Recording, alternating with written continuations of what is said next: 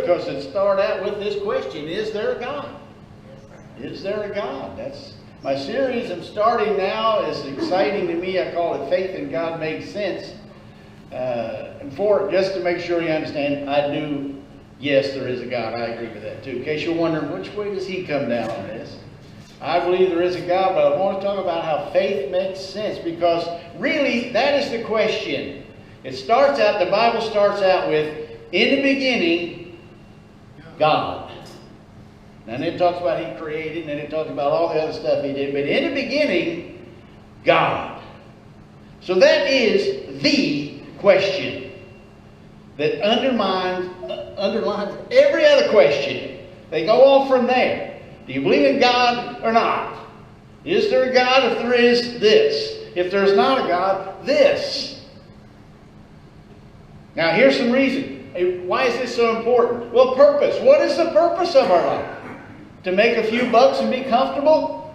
Well, yeah, that sounds pretty good. That's what some people think. That's all our purpose in life is. And if there's not a God, yeah. But if there is God, more. But what is the meaning of life? Is there any meaning to it? Are we're just slugs that advance to a higher level, but there's no real meaning in our life? Depends on whether you believe in God or not. You know, what about our values? And by the way, let me say thank you, Anthony, for showing us a little snow. Everywhere else gets snow but Nashville. We don't get any. Glad we get a little on this. You know, what do we value? What is important to us in our lives? Again, is it just money? Is it being popular? Or is it children? Is it people? And it really matters on that basic question. What do we value? What are our morals? Now let me just say, I'm not saying that atheists don't have any morals or good morals, but where do they get them? Are they borrowed? Why would you have any moral values, any morals, if you're just evolved from something lower and there's no purpose in the universe? We just poof got here. Where do you get morals? Why does it matter? Who says what's right and wrong? It matters whether you believe in God. Life after death. If there's no God, then I don't see how there will be life after death. We're just a bunch of elements that put together in a certain way for a few hours in the history of the universe, and then we're gone if there's no God. So all of these questions hinge on, is there a God? And I want to talk about why it does make sense to believe in God. Now, what we're having now is a fight brought up by many who say you got to pick one. You got to either believe in religion or science. Because if you believe in God, you're opposing science. That's how they try to frame this. That we don't believe in science because we believe in God. And I say that is a false dichotomy. It's not God or science. I believe in science. And I believe in science that shows us the more we learn about science, the more we learn, wow, this couldn't have just got here. There's a God. But some try to frame it. So I want to give a few quotes. Here's one from, I never know how to say his name, Bill Maher. You guys know that, right, Maher? This guy right here. You know he's on TV. Atheist. The plain fact is religion must die for mankind to live, he says. The hour's getting very late to be able to indulge in having key decisions made by religious people. In other words, you religious people, shut up. And that's what he says, by irrationalists. So if you believe in God, that is irrational. You're not a rational being. You're not somebody that can make sense. And so we can't trust you to be in government or leadership in anything. You see the opposite, how they're trying to frame it? How Bill's trying to say? And many of them, they're trying to push us out because we believe in God and marginalize us by calling us names. By those who would steer the ship of state not by a compass, but the equivalent of reading the entrails of a chicken. Come on, Bill, really? Because we believe that we have values and morals given to us by God, we're making our decisions by, but this is the kind of stuff that's going out there, pushing in our society to try to push religious people out. And this is happening in our own Congress. They ask you a question about what you believe about God and whether we're going to approve you or not. That happened just this last year. So don't think it's not happening. And this is the kind of thing they're trying to make it. Science or religion. Here's another one. This guy, Neil deGrasse Tyson on PBS. God is an ever-receding pocket of scientific ignorance. See, you're ignorant. You don't understand if you believe in God. And he's a very influential figure. All right, here's another one. Harry Potter, of all people. Well, Daniel Radcliffe, the actor. I'm not religious, I'm an atheist and a militant atheist when religion starts impacting on legislation. Now see again, you shouldn't let your beliefs impact on, well, you let your beliefs impact on legislation. Why shouldn't we? Everybody lets their beliefs impact what they want. But this again, trying to push us out. Since you're religious, you shouldn't be involved in making decisions. Trying to marginalize us and put us out and squeeze us out. Here's another one. Very famous atheist, travels around, writes books. I am against religion because it teaches us to be satisfied with not understanding the world.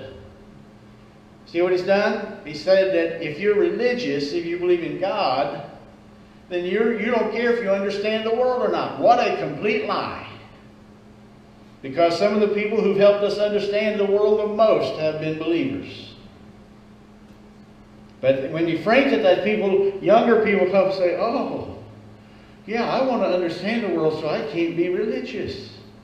They make a false dichotomy, a false choice. You've got to either be in science or you've got to be in religion. Pick one. No, you don't. And we cannot be intimidated by people like this who try to intimidate us into shutting up. We cannot be. Christopher Hitchens, he wrote the book, God is Not Great. Faith is a surrender of the mind. Right there. Wow! You're not a thinking person if you have faith in a God. It's the surrender of reason.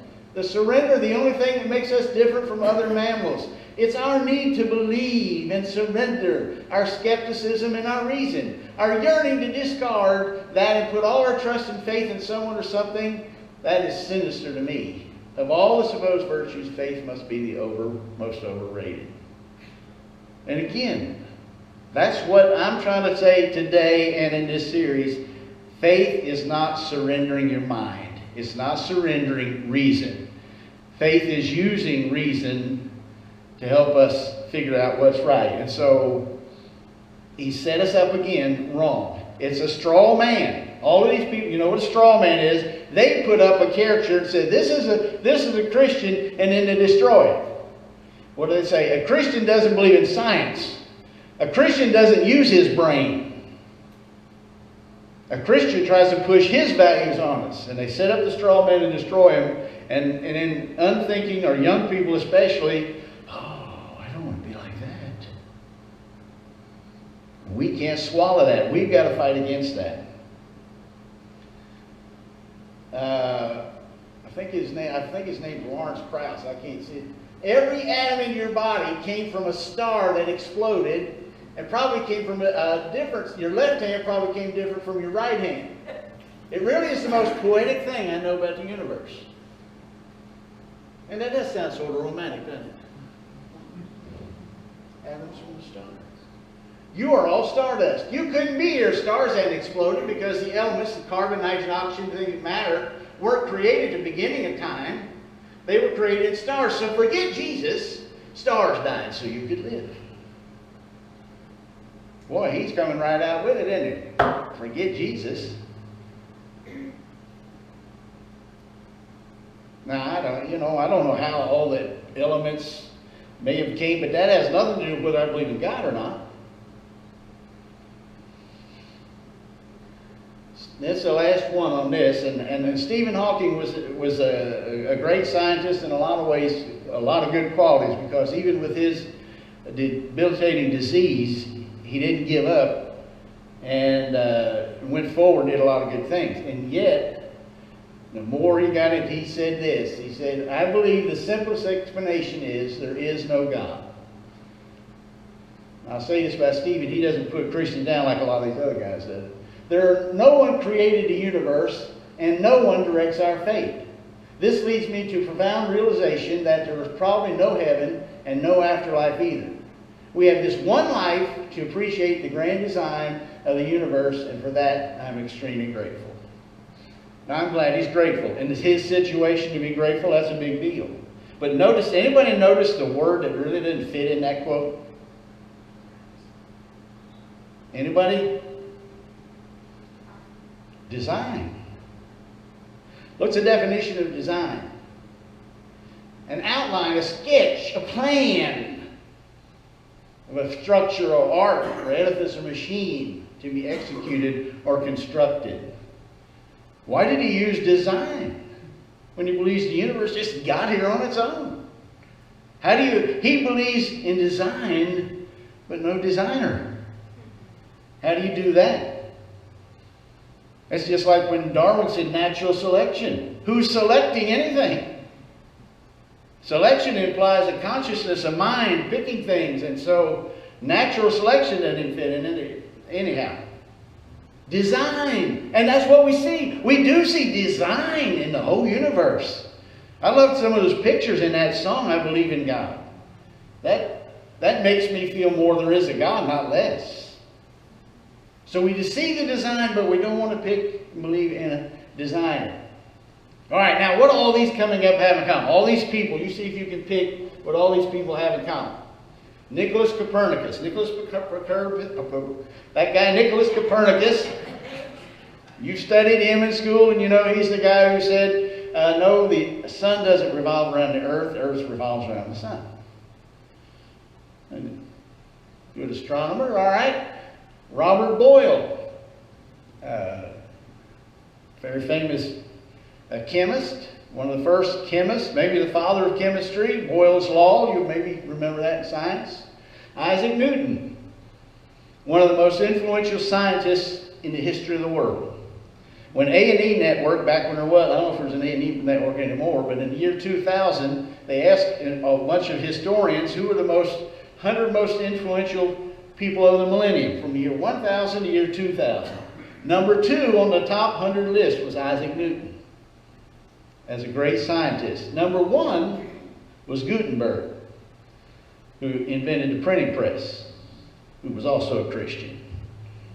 All right, Blaise Pascal, another Christian.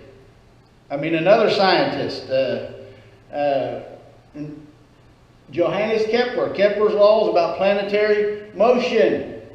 Louis Pasteur, if you know milk was pasteurized, called after him because of what he discovered. Father of microbiology. Francis Bacon, called the father of the scientific method. Now, here's 2 things all of these people have in common. They're some of the greatest scientists in history.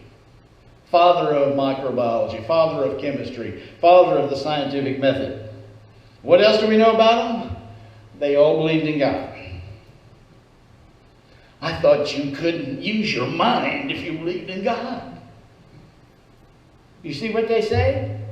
They tell us you can't use your mind and you surrender your reason if you believe in God. These men did not surrender their reason. They were great scientists who helped us understand the world and believed in God. The 2 are not opposed. And I say this because we hear this everywhere in society. We hear it on PBS and school and college and books we read and the internet articles we read that you can't have both. Well, I'm saying you can. We need to understand that. They're not opposed to each other. I believe in science, in true science, not your opinion and what your heart feels. Let's think about the subject of faith. Faith is a certainly important subject, and this is what they say we have. We have faith. I have science and you have faith. But Faith is, yes, believing something we haven't proven. I cannot prove there is a God. They cannot prove there is no God. How do you prove there is no God? How do you prove there is a God? You can't prove either one. You have to, it comes to a point where you have to accept it by faith. And that's what we're talking about. If God became a man and came to this earth, wait a minute, he did. And still not everybody believed it, did they? Many didn't. So I don't know what proof it would take, but I know I can't prove there is a God to you. I can't, and they cannot prove there is no God. We both have to take it on faith, what we believe. Now, I believe my position makes more sense. Having faith doesn't mean we have suspended the use of our brain. It means we've used our brain and our heart together. Having faith isn't contrary to common sense and normal reasoning. We are using our brain, we are reasoning, we have common sense.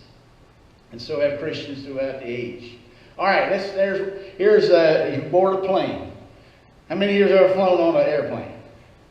Just about everybody, maybe everybody. Now, you know what you have to have to get on flying an airplane? You got to have a little faith. You got to have faith that the thing's going to actually stay up there until it's supposed to come down. You got to have faith that that pilot's had good training, and he's not a person who wants to just wreck it. You got to have a little faith. If I didn't, now can I tell you for sure I know that that plane won't wreck? I can't tell you that for sure. I can't prove it. I can't prove that pilot has the training he ought to have and is capable. But I've got reason to believe, because so many people have flown in planes and been safe, I've got reason to believe enough that I have faith that it's going to go again. You have to have faith in all areas of life. How about this? You let your wife drive the car. Or you let your husband drive the car. Either one. Okay.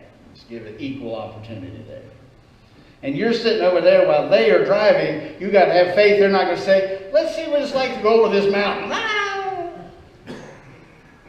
No, you think, well, hopefully they're not going to do that.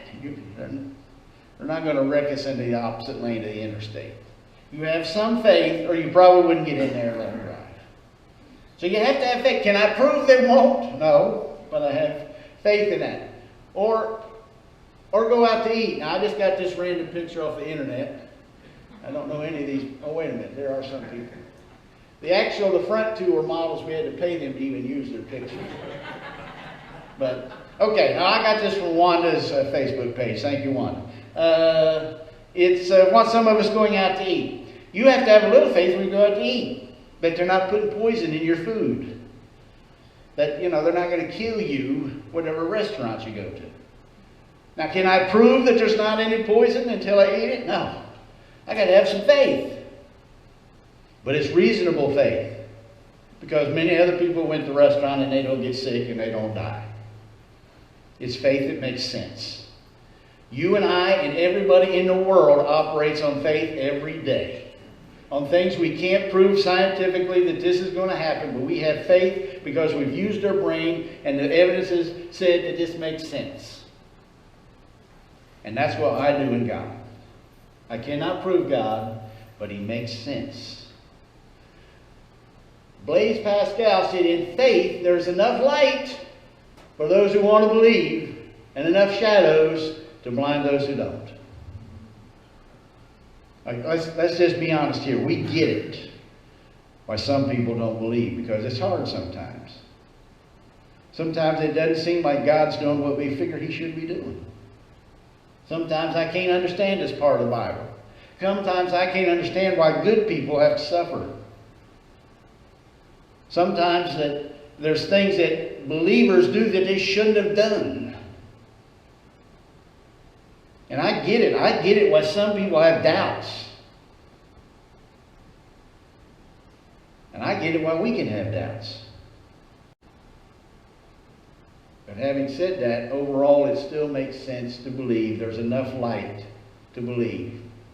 Now, atheists have to have faith. What do they have faith in? They have faith that the universe got there from nothing. There's no way they can prove that scientifically. And yet they have faith that because they couldn't, they don't, well, I don't know, it's not God. So it must have just got here.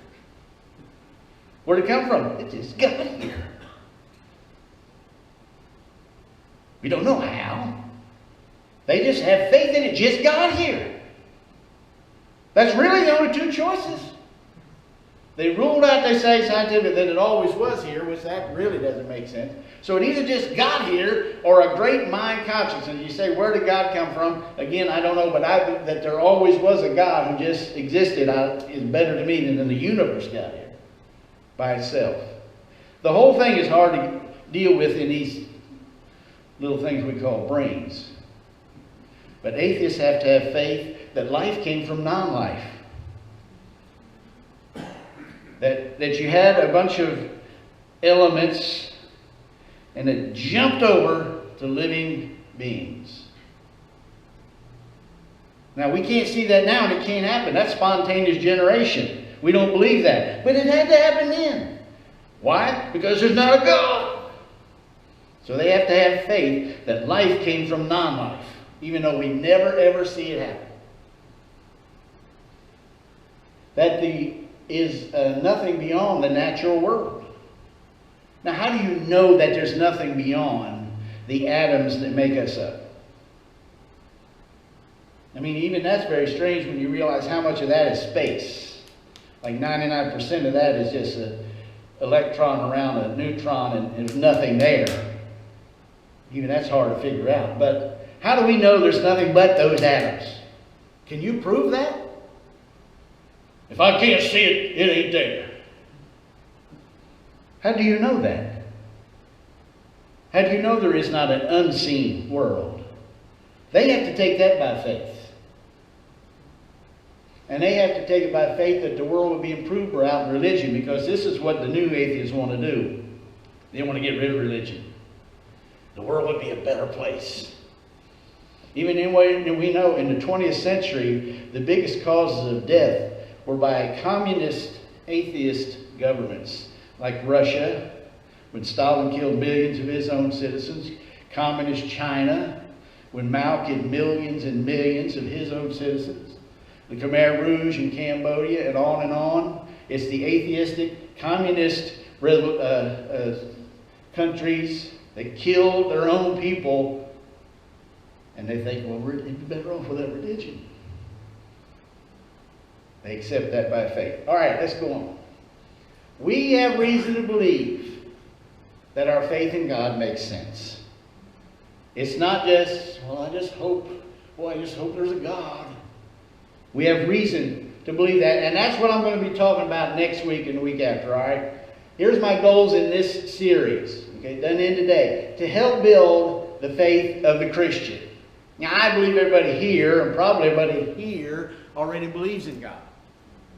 Maybe some of you don't believe in God, but most of you do already. But here's the thing. In the darkness of the night, when you're having a lot of trouble and life isn't going like you like, and God didn't answer your prayers, there's going to be a voice in your mind that says, maybe there's not even a God.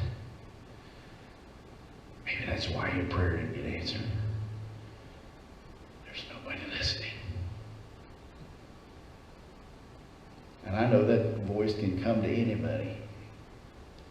And I want us to help to all see that, no, it makes a lot more sense to believe there's a God. I don't understand Him, but there is a God. To help the Christians articulate their faith and reasons for it. Now, not all of you are going to be speaking to atheists, but maybe somebody will ask you some questions and you at least got some. So, well, I know it makes sense. I mean, how did the universe get here on its own? Because we're going to be facing this more and more. About 10% of the people in America answer the question, do you believe in God? No.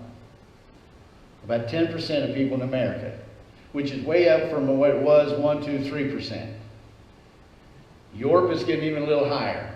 And it's going to come more here because that's what they're being taught, and that's what we see the leaders and what this is promoting.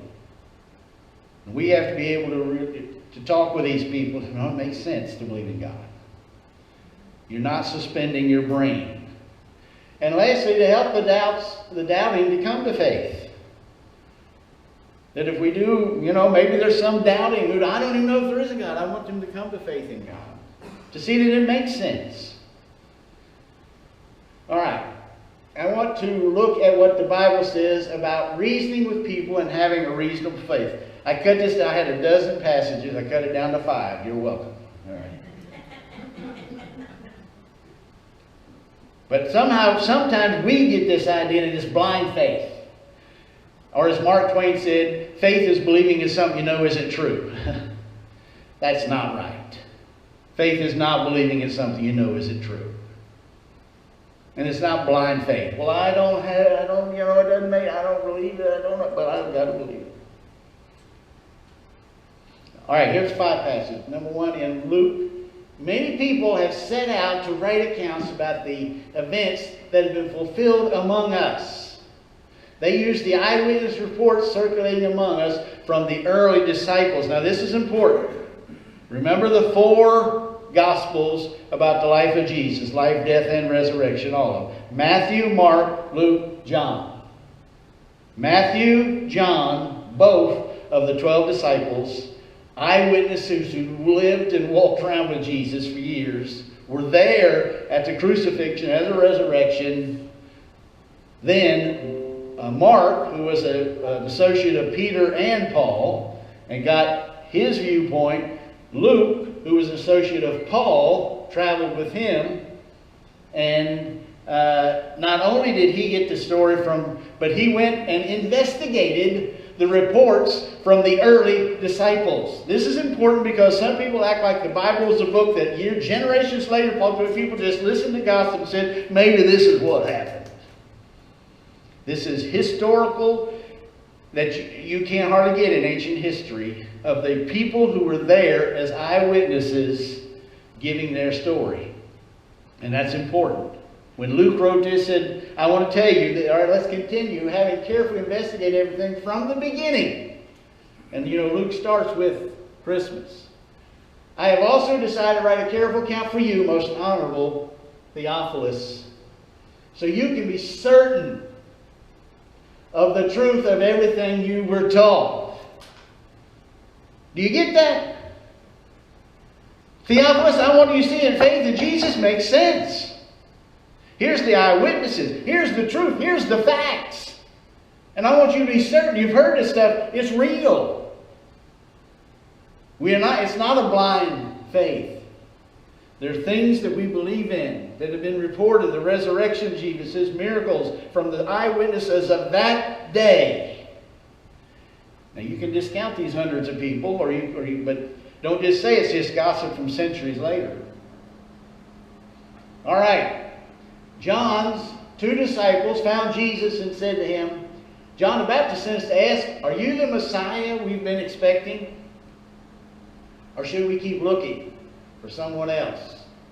Then he told John's disciples, Jesus told John's disciples, go back to John and tell him what you've seen and what you've heard. The blind see, the lame walk, the lepers are cured, the deaf hear, the dead are raised to life, and the good news is being preached to the poor. In other words, John the Baptist was having a crisis of faith. He's the one who baptized Jesus. He believed in him, but now he was having some trouble, get thrown in prison. And he said, just ask him again and make sure you're really the one. And he said, go tell him the facts. Look at the miracles, what has happened in people's lives. It makes sense to believe. See, what we have a lot of days today, I see, is chronological snobbery. I first read this term from C.S. Lewis. We somehow, and I say we of this generation, the 21st century, believe we're more intelligent than all the generations who went before us. And I say that's a bunch of baloney. I don't see all that intelligence. What we have is an accumulation of knowledge that have built up until we don't even know how to build a fire. We just know how to turn a thermostat. I wonder what it would be like if we were dropped on the earth 2,000 years ago and had to make a life. I don't know what to do. I'm not saying we're dumb. I'm saying we're all, basically we have the same intelligence, just we've accumulated a lot of knowledge as time is, and we built on generations before us. But somehow, since we believe that we're more intelligent, and we also have got the idea we're more moral. Well, these founders of America were terrible people. We're so much better. I say baloney to that too. But that's another story. The people in 2,000 years ago, 3,000 years ago, some say, well, they just thought, they weren't surprised that deaf people could now hear and blind could now. Yes, they were surprised. They knew blind people didn't just start seeing. They had brains. They knew that's not something normal. That's why it was evidence to them. When Jesus caused a blind person to see, it was, whoa! This doesn't usually happen. Let's quit discounting them as not being intelligent. They were intelligent people, and the reason they had faith is they saw something to cause them to have faith. Faith makes sense. Faith in God makes sense. All right, disciples saw Jesus do many other miracles, miraculous signs in addition to the ones recorded in this book, John says. But these are written that you may believe that Jesus is the Messiah, the Son of God, and that believing you might have life in the power of His name. He said, I'm writing this for a purpose, so that you can see what Jesus did and see that it makes sense to believe in Him. And when you believe in Him, that's how you really have spiritual life. He's trying to show you it's not a blind faith. Just believe in Jesus. Doesn't matter what it did. Doesn't matter what it said. We always have had a faith that made sense. I'm trying to see if you help me see this. It was not ever a blind faith. It's a faith in some facts of history that makes sense. They know the truth about God. You know, this is Paul talking about they, the ancient people. They know the truth about God because He has made it obvious to them. For ever since the world was created, people have seen the earth and the sky. Through everything God made, they can clearly see His invisible qualities, His eternal power, His divine nature, so they have no excuse for not knowing God. They say, whoa, this world didn't get here by itself. Look at this, animals and plants. This design had to have a designer. And he said, even the earth is a testimony that it makes, and you know what has happened in 2,000 years? It makes even more sense. Because we've discovered now, we've had microscopes and telescopes and discovered the universe is so much more intricate than we could have ever realized. Think of the intricacies of the complexity of DNA that they didn't even know about. And to say that DNA just got here over time and natural processes, to me is ridiculous beyond belief. But you have to have faith in that if you don't have faith in God. And so even looking at creation, the more we learn about creation, the more to me it shows there is a God. Last one, if someone asks about your hope as a believer, always be ready to explain it. But do it in a general and respectful way. Now both phrases are important. Don't go around being arrogant, bullying people, pushing people around. Certainly not violence to make people Christians. We have a reasonable faith. Now, have some people messed up on that in their past and try to make people be Christians? Yeah. But that's not the way it's explained in the Bible. We are supposed to reason with people and say, look, this is why it makes sense. Here's the truth. And we do it in a general, respectable way. And many will go, oh yeah, that makes sense. What we believe makes sense. We are not dispensing with our brain. I don't want us all to be convinced of that. Next week I'm going to talk about some reasons it makes sense to believe in God. Some of these reasons. Let me end with a quick story of why this is so important. A tale of two brothers. One of the guys I showed a quote when he wrote the book, God Is Not Great, Christopher Hitchens. Has a brother named Peter Hitchens, both raised in England. Both at an early age became atheists. Peter Hitchens, as a teenager, burned his Bible in front of others to show them, I am done with this. Went more in the communist idea and no God, leftist in all his ideology, very against God. Christopher Hitchens, against God, wrote the book, God Is Not Great. Christopher Hitchens, a few years ago, had stage 4 cancer. There's a guy named Larry Taunton, Christian man, wrote a book last year, I read it, about his relationship with the atheist Christopher Hitchens. They traveled around together having debates whether there's a God or not. And they got to be friends. Christopher Hitchens, who wrote so many things against Christians, got to be friends with some Christians. Another Christian he debated. So they're driving around in the Shenandoah Valley to go to a debate. Larry Taunton, the Christian, is driving, and Christopher Hitchens is over there with alcohol in one hand, a cigarette in the other, and he's got the Bible on his lap. And they're studying the Bible together, the atheist and the believer, as they're driving down the road. And Christopher Hitchens is reading through the Bible and says, oh, wait a minute, let me quote these next verses. And he was in John 11, where Jesus said, I am the resurrection and the life. He that believes in me will never die. Do you believe this, Martha? And Christopher Hitchens turned over to Larry and said, believest thou this, Larry Taunton? And Larry said, I believe it. The question is, Christopher Hitchens, do you believe it? And he said, it is not with its appeal to a dying man. In other words, boy, I'd sure like to believe it. But he just never would give in. As far as we know, he died, never returning. Peter Hitchens, ardent atheist, communist, went to an art museum and saw a picture called The Last Judgment. And as he got closer to look at that picture, he said, it's like I saw myself in there at the judgment. God judging me. Even though he didn't believe in God, he started believing God. And he said the other thing that really helped him is he passed by a church and they were singing Christmas carols. He said, I went in. And that became where he became a Christian and wrote a book, My Rage Against God, How Atheism Led Me to Faith. 2 brothers, 2 atheists. One wanted to believe and one chose to believe. As Pascal said, there's enough light to believe, but enough darkness is hard sometimes if we don't want to. This is the importance of what we're talking about. It's life and death. Christopher Hitchens died of cancer. He could have had life. Peter Hitchens chose life. Because I believe there is a God who sent his Son, Jesus Christ, who died for our sins and rose from the grave. And we can have life through him. Let's bow our heads.